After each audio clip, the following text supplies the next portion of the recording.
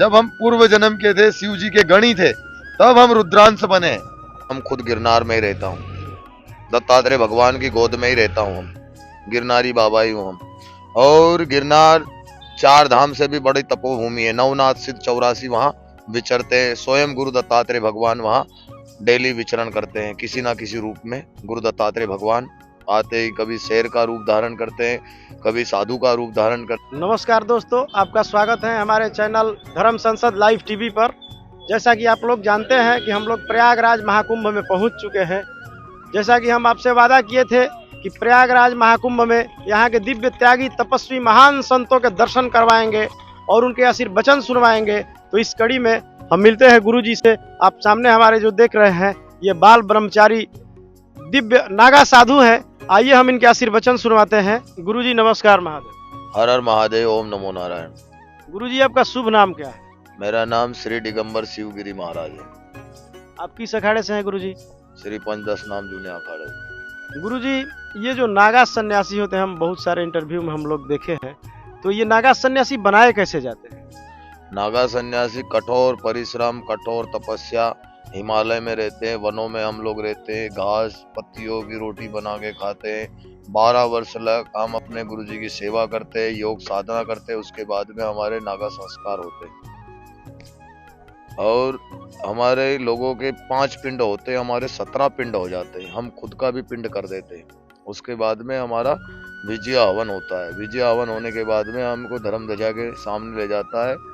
जब लिंग पे झटका मारा जाता है, नागा बाबा बना देते हैं। हम लोग सुने हैं कि गिरनार पर्वत के हजारों कंदरा है, हिमालय पे भी है, और उसमें हजारों नागा साधु सन्यासी रहते हैं। तो ये जब कुंभ लगता है तो उन लोगों के पास ना कोई मोबाइल है, ना कोई डिजिटल साधन, उन लोगों को कैसे पता चलता है कुंभ लग गया और आ जाते हैं? बेटा, हम लोग, तू गिरनार की बात कर रहा है, हम खुद गिरनार में ही रहता हूँ, दत्तात्रेय भगवान की गोद में ही रहता हूँ। हम गिरनारी बाबा ही हूँ हम। और गिरनार 4 धाम से भी बड़ी तपोभूमि है। नवनाथ सिद्ध 84 वहाँ विचरते हैं। स्वयं गुरु दत्तात्रेय भगवान वहाँ डेली विचरण करते हैं किसी ना किसी रूप में। गुरु दत्तात्रेय भगवान आते ही कभी शेर का रूप धारण करते हैं, कभी साधु का रूप धारण करते हैं, कभी कोई रूप धारण करते हैं। तो दत्त भगवान की माया है। ब्रह्मा विष्णु महेश तीनों देवता, माता सती अनसुईया ने बालक बना दिए, उनका ही स्वरूप दत्तात्रेय भगवान है।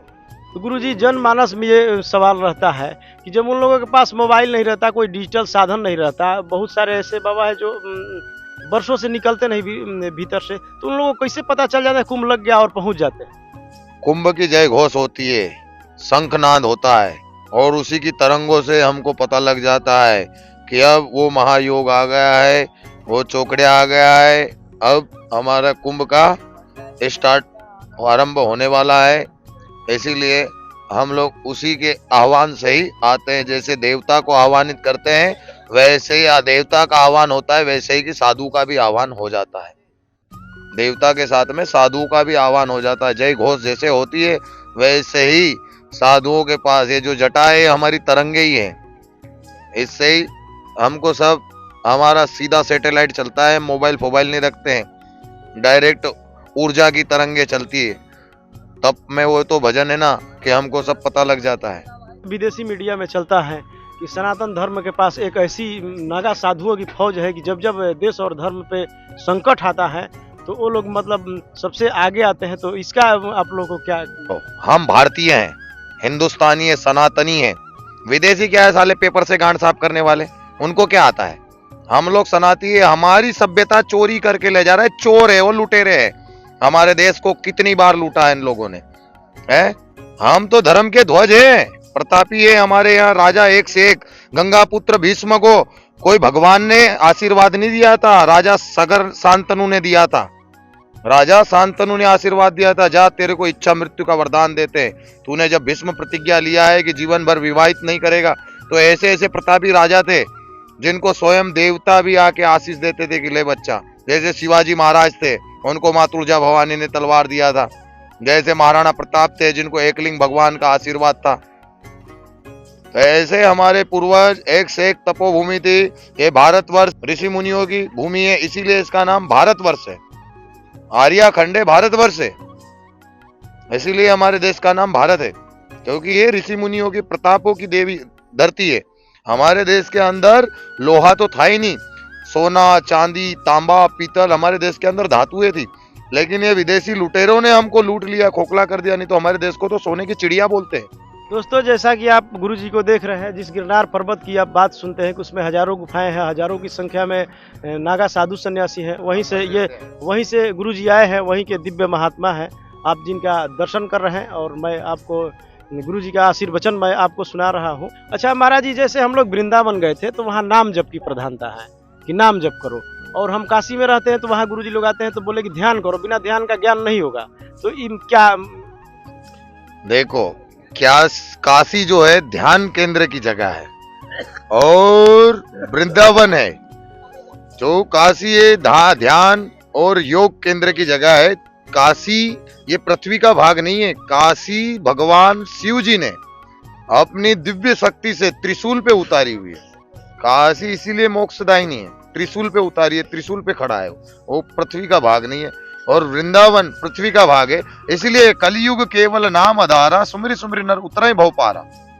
कलयुग केवल नाम ही आधार है, इसलिए वहां पे नाम जपता है। और ये काशी मोक्षदायिनी है क्योंकि ये स्वर्ग से उतारा गया है। काशी को त्रिशूल पे खड़ा है शिव जी के। गुरुजी, जैसा हम लोग सुने हैं कि रामकृष्ण परमहंस काली के परम भक्त थे, उनके गुरु थे तोतारामपुरी।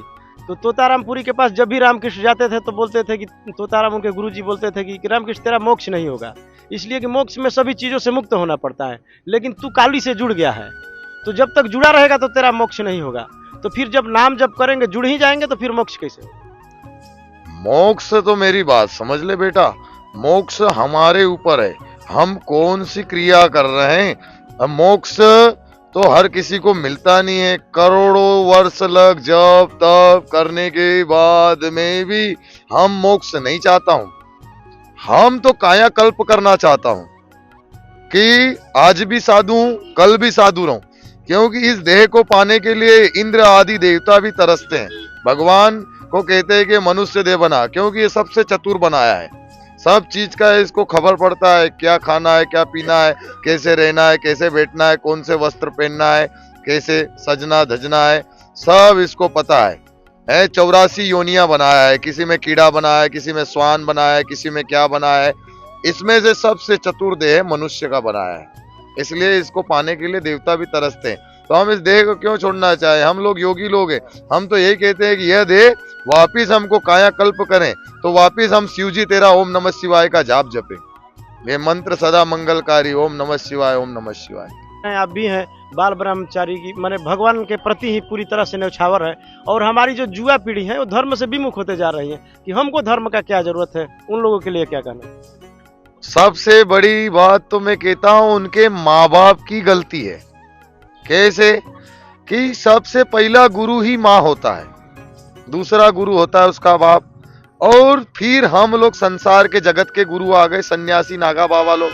तो पहले तुम्हारे माँ बाप तुमको सही ज्ञान नहीं देवेंगे तो तुम्हारे अंदर से कहां से ज्ञान होगा? जैसे स्कूल के अंदर बच्चा जाता है और उसको मास्टर सिखाता है कि अ लिख की ब लिख की ABCD सिखाता है, कि बराखड़ी सिखाता है कि 1 2 3, ऐसे ही हम अपने बच्चे को राम नाम नहीं सिखाएंगे। आज से 50 वर्ष पहले हर घर के अंदर रामायण जी का उच्चारण होता था, एक चौपाई तो भी पढ़ते थे। तो आज वो कहाँ हो रहा है? अभी मुसलमान के पास देख, उसके बच्चे को उसका मौलाना कुराना पढ़ाएगा, उसको कुरान का ज्ञान रहेगा, छोटे से लोंडे को, और हमारे बच्चे को हमारी हनुमान चालीसा नहीं आएगी। वो कमी किसकी? माँ बाप की। हम तो सही बोलता हूँ, और सही बड़ा कड़वा होता है। सत्य वचन जो होता है कड़वा जहर जैसा होता है, और मीठा गुड़ से भी ज्यादा एकदम मीठा ही लगता है जो झूठ होता है। गुरु जी, जैसे आज का जो जनमानस है, हम लोग नागा साधु सन्यासियों के बारे में सुनते हैं कि जब जब भी देश धर्म पे कोई दिक्कत होता है तो आगे मिलते हैं। तो ये पाप और भ्रष्टाचार बढ़ता जा रहा है, तो इसको कैसे सुधारा जाए? समाज विकृत होते जा रहा है। देखो, अति का कोई गति नहीं होता है, जब घड़ा छलक जाता है तो फिर सर्वनाशी होता है। अति की कोई गति नहीं होती है। जब जब अधर्म हुआ है तब तब नारायण आया है। सतयुग देख ले, द्वापर देख ले, और ये कलयुग आ गया है। हाँ, सतयुग त्रेता द्वापर सब में नारायण आए, तो इसमें भी आएगा। अभी पूरा घड़ा छलका नहीं, घड़ा छलकेगा कि आएगा जब कोई किसी को नहीं मानेगा। तो फिर वही प्रकट होगा और वही मनवाएगा। जैसे बीच में कोरोना आया था तो ये कोई भगवान को मान नहीं रहा था, हाँ, और जैसे इनकी फटी तो हे भगवान बचा ले। तो भय बिन प्रीति ना होए गोपाला, इनको जब जब भय दिखाया है, भगवान ने पहले ही बताया है कि बिना भय के प्रीति नहीं होती है। हाँ, जब रामायण में भगवान जब सीता माता को लेने के लिए जा रहे थे तो सागर देवता से खूब पार्थिव लिंग भगवान ने बनाया, खूब पूजा किया, खूब अर्चना किया, ध्यान किया, तो नहीं माना। और जब अपना धनुष बाण उठाया और बोले सागर को सोख दूंगा, तो तुरंत घबरा के आ गया। इसलिए भय के बिना प्रीति नहीं होती है, जब इनको भय दिखाते तभी इनको प्रीति होती है। भगवान बचा ले। गुरुजी, आज के जो युवा है टेंशन डिप्रेशन में इतना रह रहे हैं कि आए दिन आत्महत्या कर रहे हैं। युवा पीढ़ी को कैसे क्या आप संदेश देना चाहेंगे, कैसे? देखो, पहले हम लोग गीता का जाप करते थे, रामायण जी का जाप करते थे, तो उनके अंदर सद्बुद्धि और भोजन भी हमारा सही। अब क्या बिना नहाए धोए के तुम लोग स्नान ध्यान तो कुछ कर नहीं रहे हो और रोटले बना के खा रहे हो, तो तुम्हारी बुद्धि भ्रष्ट होगी। जैसा अन्न खाओगे वैसा मन पाओगे, जैसा जल पियोगे वैसे होगी वाणी। हाँ, जैसा पियोगे पानी वैसी होगी वाणी, और जैसा खाओगे अन्न वैसा पाओगे मन। तो तुम्हारे ही अंदर है। और जो ये अकाल मौत मर रहे हैं, ये आत्महत्या कर रहे हैं, तो इनको मैं यही कह रहा हूँ कि तुम्हारा कहीं से कहीं लक था नहीं है, तुमको नरक में लक 84 में भटकना पड़ेगा, फिर भी तुम्हारा मोक्ष नहीं है। क्योंकि अकाल मृत्यु ऐसा, ये पांडव भी घबरा गए थे जब परीक्षित को सर्प ने डसा था, तो सुखदेव जी मुनि आए थे हिमालय से, और सुखदेव जी मुनि ने श्रीमद् भागवत गीता का 7 दिन लग सप्ताह का पाठ किया था, तब उनका मोक्ष हुआ था। और ये तो घोर कलयुग चल रहा है, इसलिए बच्चा जाप करो, योग करो, हाँ, सही रहो, सनातन का ध्यान दो।